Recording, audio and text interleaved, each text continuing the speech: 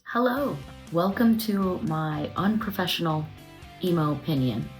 Today, I'm going to talk about 3 pop punk album releases that came out this year that are my favorite and are super close to my heart.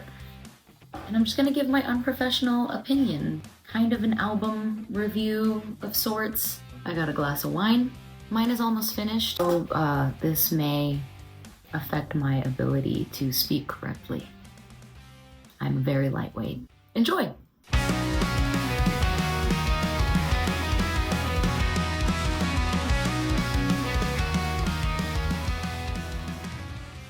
Cheers. Oh my god, look. The first album I want to talk about, it is none other than Blue Hour by Real Friends. And I believe this album is the first independent release that they have done, and it's their first full album with their newest vocalist, Cody Marraro. This album got me. Okay, it is so incredible. And for their first independent release, I feel like it just made a statement in the pop punk community. Like, they were just so unapologetic and so authentic with their expression in this album. It's quite emo. I don't recommend listening to this if you're going through a painful breakup. I'll just put that out there. I have notes. It's super unique. A lot of the songs kind of lean on the heavier side of pop punk. One of my first thoughts when I was listening through it the first time was it kind of gives me Thrice vibes. I know Thrice has a lot of eras, but specifically the To Be Everywhere is To Be Nowhere album, kind of like those vibes, like the heavier side of it, and also Thrice's Alchemy Index, specifically the fire portion of that. It kind of gave me some of those vibes. There was a specific song, I forgot which one it was. The lyrics are insane. The melodies that they came up with are insane. The BPM switch ups. It was like a journey, this album. If I were to come up with my favorite song off of that album, I would need a moment to think, because they're all so good. You know, it could really be the first single, honestly. When You Were Here was just such a banger. And when that released and I heard it for the first time, I was super, super blown away.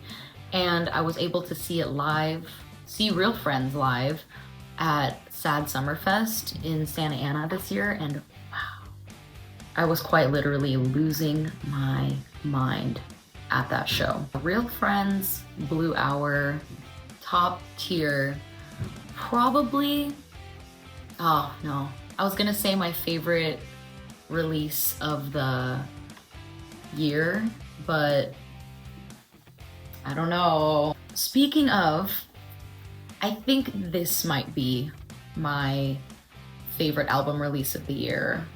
I Want to Disappear by The Story so far. Wow, this album is just banger after banger after banger. I think the first release may have been Big Blind or Letterman, or they came out at the same time. I was like, oh, could not stop listening. My life became Letterman and Big Blind for a good chunk of this year, and I got to see that live as well for the I Want to Disappear tour. I went to the show at Hollywood Palladium, and that was insane. And that was also just an insane performance. Anyway, the album is a masterpiece. And I know it's not just me that has had this album on repeat all year, or the second half of the year, because I think it came out like closer to the fall. That tour that they did for this album, the set list was crazy. I would just say it's like a feel-good comfort album from beginning to end.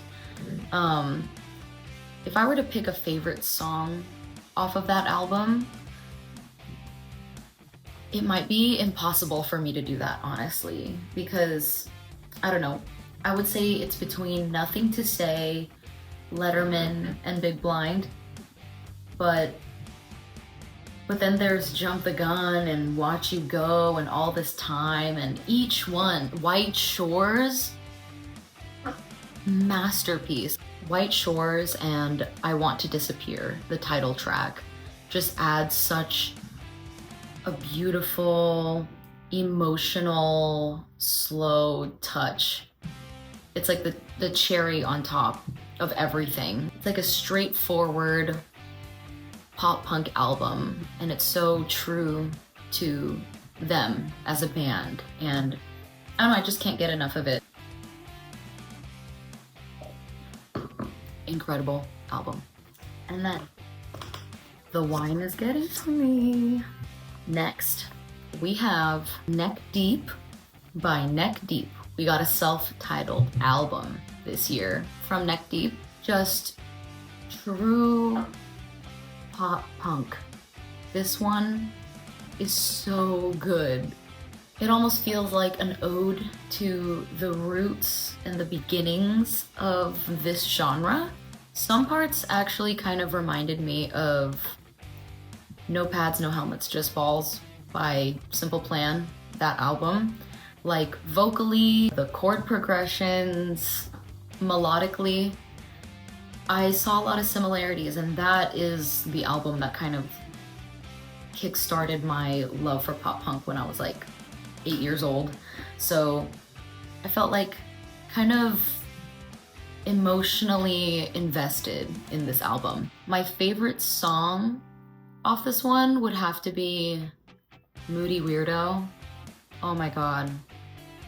That song, it does something to me. It's so good. Moody Weirdo is insane, like lyrically, and it's so relatable. I'm obsessed with that one.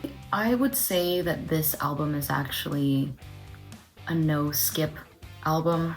I could listen to the whole thing straight through, over and over. Like, starting so strong with Dumbstruck, Dumb, like, dude, banger. Sort Yourself Out, like, it's so good. It's so catchy, and it just kind of makes me want to dance. Take Me With You. If there's a song about aliens on an album, I am here for it. I am here for it. 100%. Banger album, 10 out of 10, all the way through. Love Neck Deep self-titled. All right, and the last album I want to talk about that was a great release this year is State Champs, another self-titled banger of an album. This album is just really fun. I wouldn't say that this one is really mind-blowing or bringing like the newest things to the table or anything, but it is really fun. It's really, really fun, and it's so State Champs, and we love State Champs. Tight Grip might be my favorite song on there. I don't know. There was a line. Save Face Story is so good. It's almost like savage. I love it. There's a quote, I wrote it down. You're a bad excuse for a save face story is crazy. I was like, okay, State Champs. Go off, tell them. Tight Grip is amazing. I just love the melody in that song.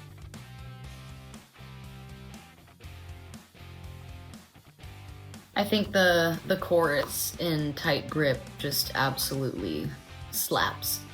This was my unprofessional opinion on my 4 favorite pop punk album releases of the year. I just like to yap about music, so cheers. That's actually really hilarious to me.